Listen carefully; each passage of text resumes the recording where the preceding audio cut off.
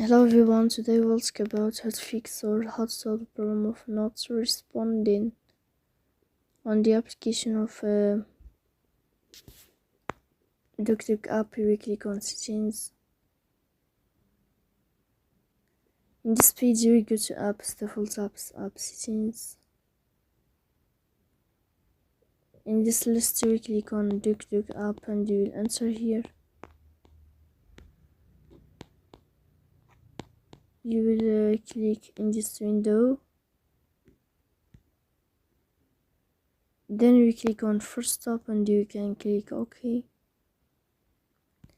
Here we'll enter to the window of storage. Here you click on clear cache.